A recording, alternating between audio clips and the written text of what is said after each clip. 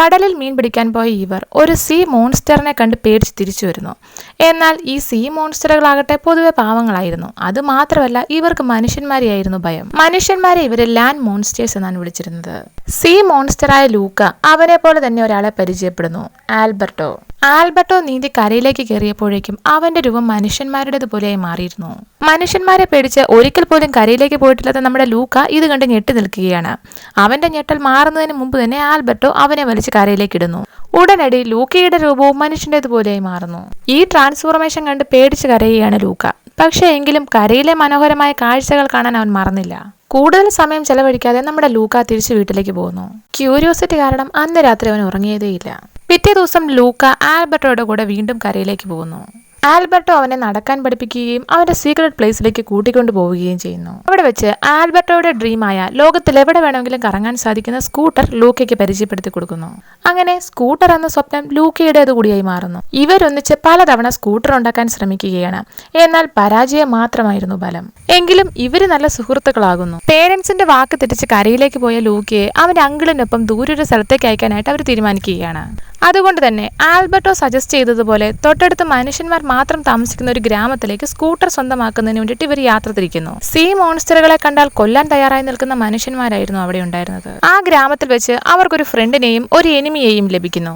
ജൂലിയോടൊപ്പം ഒരു മത്സരത്തിൽ പങ്കെടുക്കാൻ ഇവർ തീരുമാനിക്കുന്നു. കാരണം ഈ മത്സരത്തിൽ ജയിച്ചു കിട്ടുന്ന പൈസ വെച്ചിട്ട് അവർക്ക് ഈ പഴയ സ്കൂട്ടർ സ്വന്തമാക്കാൻ സാധിക്കും. ജൂലിയ ഇവർക്ക് കഴിക്കാൻ ഫുഡും കിടക്കാൻ സ്ഥലവും ഒരുക്കി കൊടുക്കുന്നു.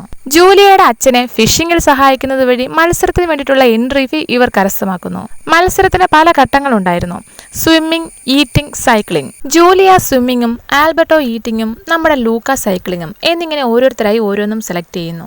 സീ മോൺസ്റ്ററുകളുടെ യഥാർത്ഥ രൂപം ഇവരിൽ പല പ്രാവശ്യം പ്രത്യക്ഷപ്പെട്ടെങ്കിലും അപ്പോഴെല്ലാം ആരും കാണാതെ ഇവർ രക്ഷപ്പെടുന്നു. ഇതിനിടയ്ക്ക് ലൂക്കയെ അന്വേഷിച്ച് അവന്റെ പേരൻസ് ആ ഗ്രാമത്തിലെത്തുന്നു. നമ്മുടെ ലൂക്കയെയും ജൂലിയയും ഏകദേശം ഒരേ വൈബുള്ളവരായിരുന്നു. ആകാശത്തിൽ കാണുന്നത് മീനുകളാണെന്ന് വിശ്വസിച്ചിരുന്ന നമ്മുടെ ലൂക്കയെ അത് മീനുകളല്ല മറിച്ച് ചന്ദ്രനും നക്ഷത്രങ്ങളാണെന്ന് പറഞ്ഞു കൊടുക്കുകയും അതുപോലെ വിജ്ഞാനത്തിന്റെ ലോകം തുറന്നു കാണിക്കുകയും ചെയ്യുകയാണ് നമ്മുടെ ജൂലിയ. പുസ്തകങ്ങളിൽ ഇൻട്രസ്റ്റ് തോന്നിയ ലൂക്കയ്ക്ക് ജൂലിയോടൊപ്പം സ്കൂളിൽ പോകണമെന്ന് ആഗ്രഹം ഉണ്ടാകുന്നു. അവന്റെ ആഗ്രഹം കേട്ട ആൽബർട്ടോ അവനെ വഴക്ക് പറയുകയും അവർ തമ്മിൽ ചെറിയ അടിപിടിയാവുകയും ചെയ്യുന്നു. അങ്ങോട്ടേക്ക് വന്ന ജൂലിയയുടെ മുന്നിൽ ആൽബർട്ടോ അവന്റെ തനി സ്വരൂപം തുറന്നു കാണിക്കുകയും ചെയ്യുന്നു. പെട്ടെന്ന് തന്നെ ദേ സീ മോൺസ്റ്റർ എന്ന് പറഞ്ഞ് ലൂക്ക ആൽബർട്ടോയുടെ നേരെ കൈ ചൂണ്ടുന്നു. ഇത് കേട്ട് അവിടെയുള്ളവരൊക്കെ സീ മോൺസ്റ്ററിനെ ഉപദ്രവിക്കാനായിട്ട് വരുന്നു. നമ്മുടെ ആൽബർട്ടോ ആകട്ടെ ലൂക്ക തള്ളി പറഞ്ഞ സങ്കടത്തിൽ കടലിലേക്ക് പോകുന്നു. തിരിച്ച് വീട്ടിലെത്തിയപ്പോഴേക്കും നമ്മുടെ ഈ ലൂക്കയും സീ മോൺസ്റ്റർ ആണെന്ന് മനസ്സിലാക്കിയ ജൂലിയ അവനെ തിരിച്ച് കടലിലേക്ക് അയക്കുന്നു. ലൂക്ക നേരെ ചെന്നത് ആൽബർട്ടോയുടെ അടുത്തേക്കായിരുന്നു. ആൽബർട്ടോയുടെ സങ്കടം കണ്ടിട്ട് ലൂക്ക എന്തായാലും ഒരു കാര്യം മനസ്സിലുറപ്പിച്ചു: മത്സരത്തിൽ പങ്കെടുത്തിട്ട് സ്കൂട്ടർ സ്വന്തമാക്കണമെന്ന്. അങ്ങനെ അവസാനം മത്സര ദിവസം വന്നെത്തി. നമ്മുടെ ലൂക്കയും ആ മത്സരത്തിൽ പങ്കെടുക്കാൻ ചെന്നു. വെള്ളം കയറാത്ത ഒരു പ്രത്യേകതരം വസ്ത്രം ഉപയോഗിച്ച് അവൻ സ്വിമ്മിംഗ് പൂർത്തിയാക്കുന്നു.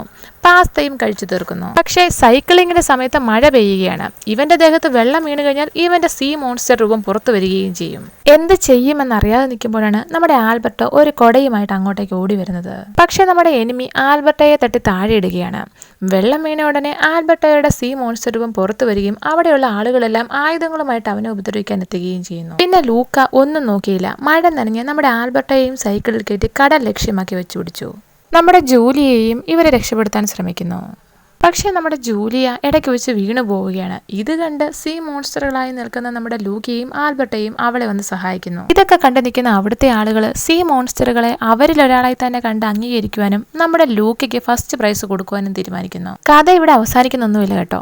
നമ്മുടെ ജൂലിയ ആണെങ്കിൽ വെക്കേഷനൊക്കെ കഴിഞ്ഞ് തിരിച്ച് സ്കൂളിലേക്ക് പോവുകയാണ്. ആൽബർട്ടോ ആണെങ്കിൽ നമ്മുടെ ലൂക്ക സമ്മാനിച്ച് സ്കൂട്ടർ വിട്ടിട്ട് ട്രെയിൻ ടിക്കറ്റ് വാങ്ങിച്ചിരിക്കുകയാണ്. നമ്മുടെ ലൂക്കയെ സ്കൂളിലേക്ക് അയക്കുന്നതിന് വേണ്ടിയിട്ടാണ്. ലൂക്കയുടെ പേരൻസിന്റെ അനുവാദവും ആൽബർട്ടോ നേരത്തെ തന്നെ വാങ്ങിച്ചു വെച്ചിരുന്നു. അങ്ങനെ ജൂലിയയോടൊപ്പം ലൂക്കയും സ്കൂളിലേക്ക് പോകുന്നു.